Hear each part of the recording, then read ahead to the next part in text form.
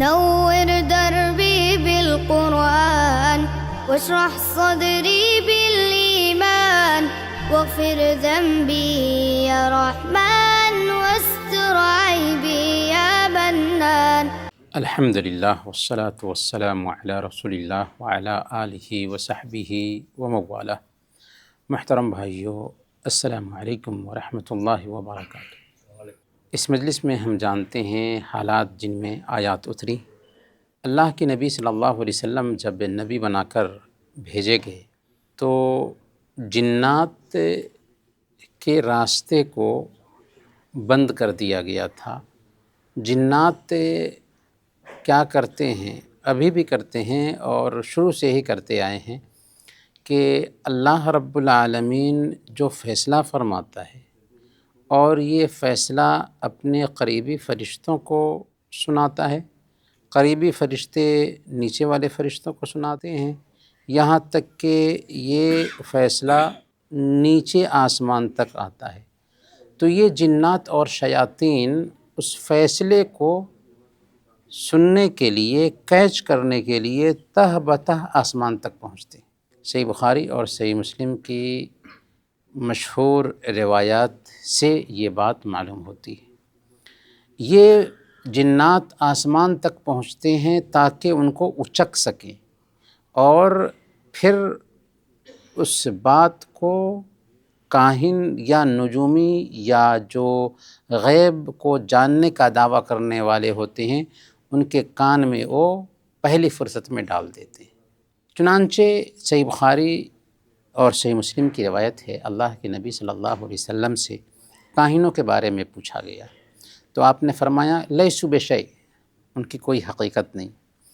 تو لوگوں نے کہا کہ یا رسول اللہ، وہ تو کبھی کبھار ایسی بات کہتے ہیں کہ سچی بات معلوم ہوتی ہے. انہوں نے کہا تھا اور ویسے ہی وہ بات ہوتی ہے. تو آپ نے فرمایا تلک الکلمۃ من الحق یخطفها الجنی فیقرها فی اذن ولیہ قر الدجاجہ فیخلطون فیہا اکثر من مئۃ کذبہ.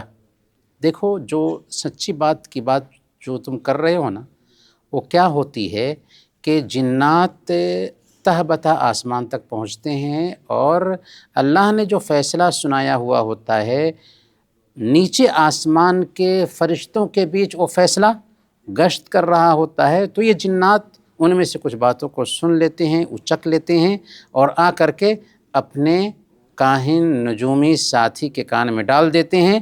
اب وہ اس میں 100 جھوٹ ملاتے ہیں. اللہ کے نبی صلی اللہ علیہ وسلم کے الفاظ ہیں. اب وہ 100 جھوٹ اس میں ملاتے ہیں اور لوگوں کو بتاتے ہیں. اب ان 100 جھوٹوں میں سے 99 جھوٹ کی طرف ایک آدمی کا دھیان نہیں جاتا اور ایک سچ کی طرف ایک آدمی کا دھیان جاتا ہے اور آدمی کہنے لگتا ہے کہ فلاں دن تو فلاں نجومی نے ایسا کہا تھا اور سچ ثابت ہوا، لیکن 99 جھوٹ جو بولا تھا اس کی طرف ایک آدمی کا دھیان نہیں جاتا. اسی لیے اللہ کے نبی صلی اللہ علیہ وسلم نے بیان فرمایا، سنن نبی داؤد کی روایت ہے، من اتی کاہنا او عرافا فصدقہ بما یقول فقد کفر بما انزل علی محمد. جو آدمی کسی کاہن، نجومی یا جوتش کے پاس آتا ہے اور اس کی بات کی تصدیق کرتا ہے تو اس نے شریعت محمدیہ کا انکار کیا. اور صحیح مسلم کی روایت ہے، اللہ کے نبی صلی اللہ علیہ وسلم نے بیان فرمایا، من اتی کاہنا او عرافا فسألہ عن شیء لم تقبل له صلاته 40 لیلہ. جو آدمی کسی کاہن یا نجومی کے پاس آتا ہے اور اس سے صرف پوچھتا ہے کسی چیز کے بارے میں، ہاتھ دکھاتا ہے، اپنی عمر کے بارے میں پوچھتا ہے، شادی کے بارے میں پوچھتا ہے، یعنی کسی بھی چیز کے بارے میں اس سے پوچھتا ہے، تصدیق نہیں کرتا، اللہ کے نبی صلی اللہ علیہ وسلم نے کہا 40 دن تک اس کی نماز قبول نہیں ہوتی.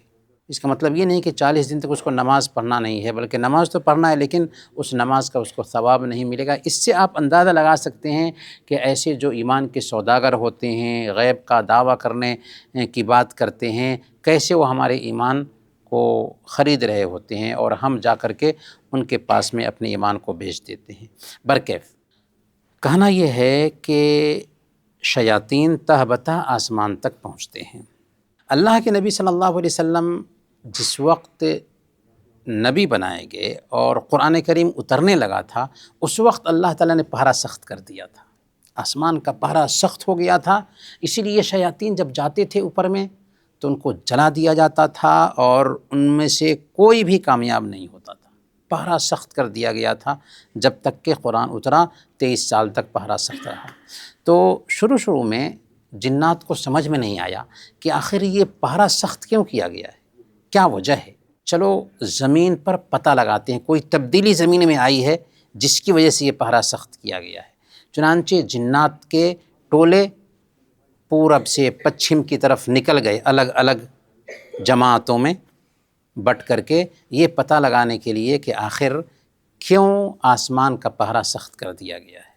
تو مقام نخلا سے کچھ جنات گزر رہے تھے، کیونکہ ان لوگوں کا رخ تھا شام کی طرف، تو وہیں پر اللہ کے نبی صلی اللہ علیہ وسلم فجر کی نماز پڑھ رہے تھے، قرآن کریم کی تلاوت زور سے کر رہے تھے۔ تو جنوں کی اس جماعت نے قرآن کریم کی تلاوت سنا، اور قرآن کریم کی تاثیر ان کے اوپر ایسے اثر ڈالتی ہے کہ وہ نہ صرف یہ ہے کہ قرآن کریم سے متاثر ہوتے ہیں بلکہ اسلام قبول کر لیتے ہیں، اور اسلام قبول کرنے کے بعد بحیثیت داعی بن کر اپنی قوم میں جاتے ہیں اور اپنی قوم کے لوگوں کو اسلام کی طرف بلانے لگتے ہیں۔ اسی پس منظر میں اللہ تعالیٰ نے سورہ الجن نازل کیا۔ اس میں اللہ تعالیٰ فرماتا ہے قُلْ أُوحِيَ إِلَيَّ أَنَّهُ اسْتَمَعَ نَفَرٌ مِّنَ الْجِنِّ فَقَالُوا إِنَّا سَمِعْنَا قُرْآنًا عَجَبًا۔ اے نبی کہہ دیجئے کہ میری طرف وحی کی گئی ہے کہ جنوں کی ایک جماعت نے غور سے قرآن سنا، پھر اپنی قوم میں جا کر کہا کہ بے شک ہم نے ایک عجیب اور حیرت انگیز قرآن سنا ہے۔ گزر رہے تھے، قرآن سنا، زبان جانتے تھے، قرآن کی تاثیر ان کے اوپر ایسا اثر ڈالتی ہے کہ کہتے ہیں کہ انا سمعنا قرآنا عجبا، اسلام قبول کر لیتے ہیں اور کہتے ہیں کہ ہم نے عجیب اثر رکھنے والی کتاب سنی۔ آج اس کتاب کا اثر ہمارے اوپر کیوں نہیں ہوتا؟ کیونکہ ہم زبان نہیں جانتے ہیں، اسی لیے ضروری ہے کہ اس کتاب کو ترجمہ کے ذریعہ سمجھا جائے، اس پہ غور کیا جائے۔ یہ کتاب انقلابی کتاب ہے، جنوں کی جماعت کو چند آیات سننے کی وجہ سے ہدایت مل جا رہی ہے۔ قرآن کو انہوں نے کہا انا سمعنا قرآنا عجبا، ہم نے عجیب حیرت انگیز قرآن سنا ہے۔ کیوں کہا؟ اس لیے کہ قرآن کریم کے اندر عجیب فصاحت اور بلاغت ہے۔ اللہ تعالیٰ نے اس کتاب کو آسان رکھا ہے، اس کتاب کو یاد کرنا آسان ہے، 7 سال کے بچے اس کو یاد کر لیتے ہیں۔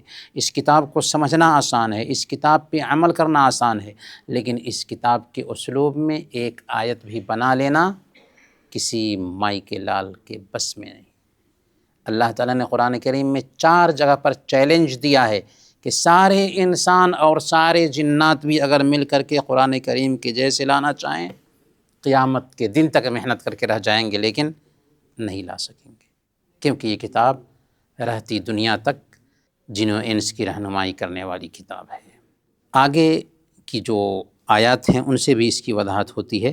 یہدی الی الرشد فآمنا بہ ولن نشرک بربنا احدا، ان جنوں کی جماعتوں نے کہا کہ یہ کتاب ایسی کتاب ہے جو ہدایت کی راہ دکھاتی ہے، ہم اللہ پر ایمان لے آئے ہیں ہدایت کے راستے کو جاننے کے بعد۔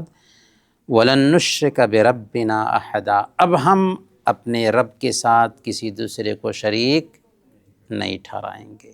تو گویا کہ انسان اور جنات یہ دونوں کی دونوں مکلف ہیں، اور جیسے انسان میں سے کچھ لوگ شرک کرتے ہیں ویسے جنات میں سے بھی کچھ لوگ شرک کرتے ہیں۔